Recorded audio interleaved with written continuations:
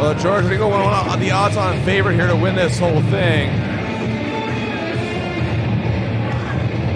Where is he? There he is. I thought he might pop up in the rafters. I don't think there's. He's crazy enough to do so. He absolutely is. They don't call him Maniacal because it's a fancy nickname. Well, you say he's the odds-on favorite. I don't, and I'm going to give my prediction for this match right now when all three competitors are out. But I know there's one very, very, very unhinged beast man in this match. I think I know who you're talking about. He does have exactly a history. Who I'm talking about. He does have a storied history when it comes to Battle Arts. And we'll get to that as soon as he makes his way out here. Maredes here, he has risen up the ladder as well. That's why he gets this opportunity. And look at him, he looks ready. He's excited for this moment. At the same time, he is focused. He has been training for this as well for several weeks now. Ever since he learned he was getting this shot. Absolutely. 265 pounds. From Kurdistan, the beast from the Middle East, Karou. Oh boy, and as a wise man once said, business has just picked up. I thought you were going to say, as a wise man said, George McKay's going to go 5-0 because I'm picking Karou in this match. You talked about a storied history. You're absolutely right. This man was the first inaugural Battle Arts Heavyweight Champion. My apologies. Ladies and gentlemen, this was the man whose name is etched in the history books. Isaiah Bronson may be the champion now, but Karou was the first. And for the third, You can't take that away from him. weighing in at 180 pounds, from Long Beach, Ontario, Canada, the Hockey Canuck, D-Man Parker. And D-Man, here he is, very well traveled. Got a lot of experience. He might have the edge in this matchup. And again, he's got that veteran experience, George. You can't count him out here. No, listen, you absolutely can't count out D-Man Dan Parker, but sure. I mean, he's got the ego, he's got the charisma, he's got everything you want in a pro wrestler. But the one thing he doesn't have, well, two things really, are the size and the strength of a Karou. And when you're in the ring with Karou, it just hits different. Well, indeed it is. Karou is a powerhouse in every sense of the word. When he hits you, you feel it, even with just the simplest strike. And then when he kicks into another gear, look at it. That's why I'm glad I'm on Karou's good side, or at least as far as I know I am. The veteran official Brad Myers in the ring right now. Like I said, we've talked about Brad throughout the night. Brad will call the match down the middle. He will call it fair. He will call it honest. So it'll be great. And D-Man, I gotta say, is looking in the best shape he has been in his career. And he's had a great career. He's always maintained great shape. Great physical. See what happens here is, again, much like the first triple threat we saw tonight, you take out one opponent and now it's a one-on-one contest. The two biggest boys in the match are going to go toe-to-toe. And look at Karou. He just towers over everyone. D-Man arguably the quickest in this match, though. Maredes, he is unbelievably fast as well. I mean, he's unpredictable. That's another thing, too. Well, when you're unhinged, like he is.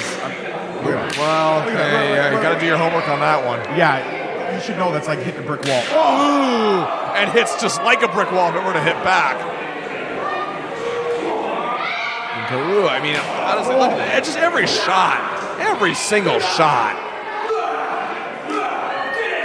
Look at the Maniacal one trying here. Well, trying to form an alliance for a short term with D-Man Dan Parker.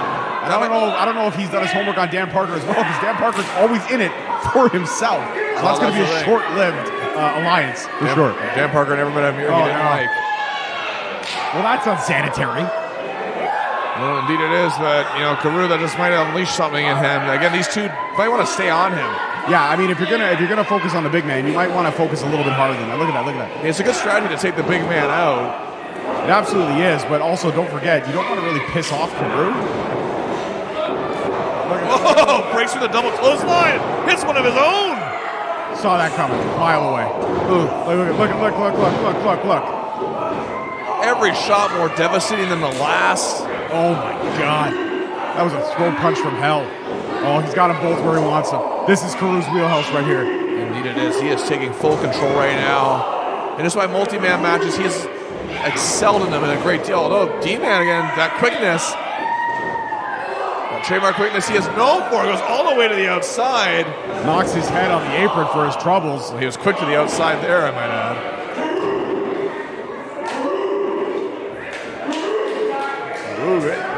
He's got his fair share of fans here tonight. Absolutely. Look at Maredes kind of begging, like, please just hold on, give me a break. Look at Parker. Ever the opportunist, D-Man Dan Parker. There we go. Oh, there it is. Yes, indeed. And again, that's a veteran smarts of Dan Parker. You know he was on The Price is Right. What's that? He was on The Price is Right. Indeed, I did hear that. Yeah, he was. He did actually pretty well. I believe it. He is a smart guy as well. Well, I mean, of course he's smart. He was never born and raised in Hamilton, so he's got a leg up on the rest of the world. Please. I'm just saying. We just saw Mike Forte, a Hamiltonian, win his match earlier. He lives in Kitchener now. It's different. He was born in Hamilton. He lives in Kitchener. He denounced Hamilton years ago, and since then his career has flourished. Not denounced Hamilton, his whole family's there. Is Hamilton one of those small towns where everybody knows everybody? No, not at all. Are you guys like the Cheers of Canada? We have more than half a million people in that town. Oh, I get it. Inbreeding is fun. Oh, God.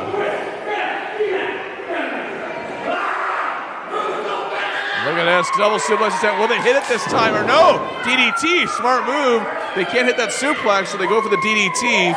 Again, very smart on both the part of D-Man and Maredes. They really want to take Karou out of this match. I think that was the smartest strategy to go for. Absolutely, but they've wasted a lot of time gloating about the fact that they've got the big man down to a knee. Well, it's like almost like that, similar to that Battle Royal mentality where you take the big man out so the two quicker guys and see who can compete the best out of the two of them to win this match. But are you seeing how Karou's just absorbing these shots right now? Yeah, I get it. He's down. He's down on all fours right now, and he's in pain for sure. But I almost feel like all they're doing is pissing him off. They can't let up on him, and I got to give them credit. They're not right now. Well, this has to be illegal right now. Well, again, triple threat rules, George. Referee Brad Myers can admonish them, but he can't disqualify them. And a very smart double team effort here. You think these two have been tagging up for a while. You think maybe these two had a little discussion before the match, maybe secretly? Yeah, listen, alliances can be formed in a triple threat, but we all know somebody's got to win. So these two are going to, when it comes time to try to pin Karou, you're going to see this alliance fall apart.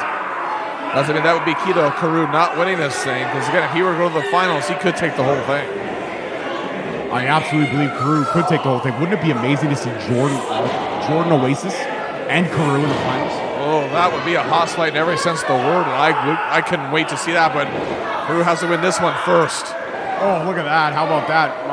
Maredes to his knees. And the way he's being double-teamed, who knows what might happen here. Is Parker trying this? Is this really happening? And he's using the ropes for momentum. Wow! It worked. He used the ropes for momentum. Very smart. Again, that experience from Dan Parker. I think he just threw his back. He may have, but either way, he's still got him out of the ring. And look at this. Now the Maniacal one capitalizing on the outside here. Can't win the match on the outside, though. You could say you're done with this, but you can't win the match on the outside. And I gotta say, maybe these two did do their homework. I feel like they did, but I also feel like, again, I've said this alliance is going to fall apart very quickly. Well, of course it will, but again, the main goal right now is to take Karou out, and that's probably the only thing that would hurt his head.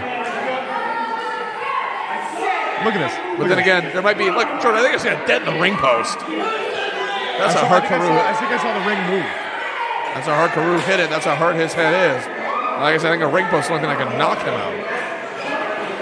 He is down right now, but not out again. Still not completely out of it. You're going to have to do a lot more than what they've given Karou a lot of punishment. They got to do a lot more than what they've done. I got to give them credit, though. This is a good strategy, again, just to take him out. What they do when they're alone in the ring, however, is another story. We'll wait and see what happens if that happens. And it looks like we're well on our way here. They both have a chair in their hand. D-Man sizing up Karou, and it's right in the sternum area. I'm like, don't they realize chairs are expensive, especially here in Beaverton? Come on. Maybe those chairs are bought in Brampton, George. No, they clearly say made in Hamilton. Ooh! See, look at that. Look at the stain of the crafty Hamilton. Look at it. But look at Karou. Look at Karou right now, though. It worked, whatever it was. I think maybe D-Man just hit him that hard. I don't know if Battle Arts is going to appreciate them using all these new chairs. No problem. We'll just send the bill to Ray Bernardo. Fair enough. I mean, it is the auditorium is now named after his father. Indeed, very good tribute paid at the top of our show here. Very nicely done by one of the co-owners, Ronchi Ronnie Randallson. We are seeing a fight right here, right now. Oh. Keep him away from us, please. Look at this. All the punishment that Karou has taken, and he's still getting back up. You want to talk about heart and soul? There's heart and soul right there. You talked about Boris having heart and soul. Look at Karou. I think Karou's still in this thing. He's not out completely until the match is over. Well, I got to say right now, like, this match has gone completely off the rails. All Brad Myers can do is kind of sit back and watch and wait to make the 3 count. What's this brother thing up for now? Another double team effort. No, I don't see this going very well. Maredes has that look in his face. I don't like it. Yeah, there it is. Oh, and into our set here. How has Karou absorbed all this? I mean, he sidestepped them. That's all he had to do here. Oh, but now he's going to take a full control. Oh, with that unforgiving steel chair. Wow, how did he absorb all that and still manage? Take control. Listen, I'll tell you how he absorbed all that, okay? Because Karou was on my show back in the early days of Straight Talk Wrestling. Was one of my first guests. And Karou and I had a very in-depth conversation. Okay, this man has been through war. While he was in his mom's womb, he experienced more war and more torment than we have experienced here in North America on any day of the week. Well, I admit, Karou has been through a lot in his life. That's what has made him so tough. Yes, that's what I just said. No, I'm just simplifying it for some people. I don't need it to be simplified. The way I said it was perfect. Well, if what you say about my fellow native Hamiltonians is true, maybe they need it simplified. You're absolutely right. Sorry. So what you're saying is you're speaking for Hamilton only. Well, not necessarily, but we'll go with that. Oh, look at this though. Again, Maredes from behind. Regardless of the fact, my pick is still alive and well in this match. Well, again, they're going to have to do a lot more to take Karou down, because if all that didn't work, I don't know what will. But then again, he is still, again, you can see he's still reeling from some of the beatings he's taken. You know, more double team effort here. The 2 quick individuals in this match. D-Man and Maredes. Oh, touch the clothesline, very smart. Wow! And again, using the momentum to take the big man down. And again, wow, this is very impressive. That was an impressive sling blade, I'm not going to lie. Dan Parker from the top. Oh, wow. Wow. But look at this. Look at this. Here we go. The Alliance. There it is. Alliance is now over. And they are now, let's say they are now knocking the big man down. They should have just stuck to their strategy to keep Karou out of it and just fight amongst themselves. But they did not do that. And again, now they're back to double teaming once again. The Maniacal one now on top, and again, D-Man right there to hold him down. Wow. Again, it's where the pinfall, you're right, George, it's where the pinfalls come into play. See, here we go. Both men tried to go for a pinfall. Both men stopped the other from winning. The Alliance is still kind of there, but it's falling apart very quickly. Here we go. They're going to turn on each other right now. And they can't do that. They can't do that right now. If they want to keep Karou out of this thing, they got to get him out of the ring and unconscious. Looks like they talked about strategy, but didn't talk about who was going to get the ultimate pin victory. Whoa, look at that little schoolyard trip there.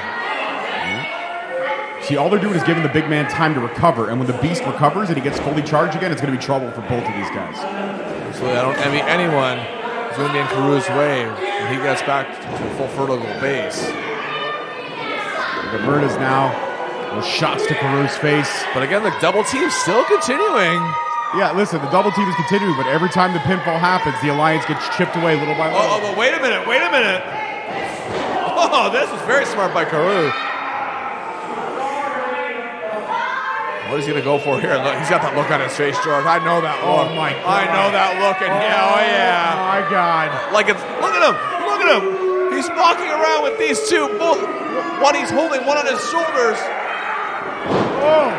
Oh my goodness. Oh, don't tell me. Don't tell me.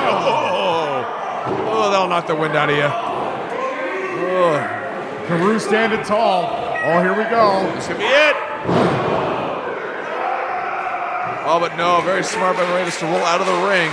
Maybe no disqualification, but he can't get a pinfall outside the ring. At least he's close to the ropes. Oh, And wait, oh no, look at that. Oh, is he biting? Oh! How about that? The Kazakhstan slam! Oh, forget about it.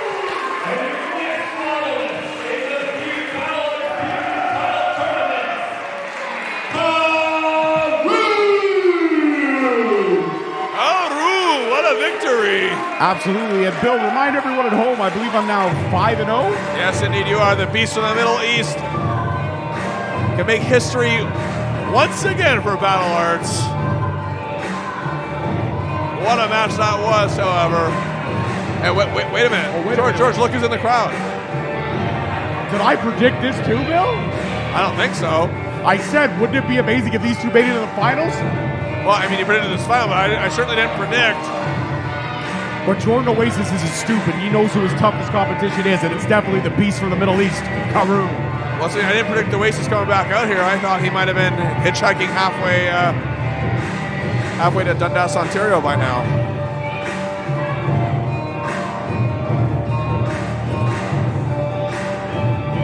Look at this. A sneak preview, ladies and gentlemen, of what we will be getting for Volume 5. Man, to be a fly on the wall for that conversation. June the 30th, ladies and gentlemen. Right here in Beaverton. This is going to be a classic. This is going to be just a smash mouth, in your face, hard hitting matchup, and I can't wait. It's not often Karou, or for that matter, even Jordan Oasis, face someone that has similar stature. And they're showing each other a mutual respect, but they're also making it clear that, hey, I'm going to be the champion. Absolutely true.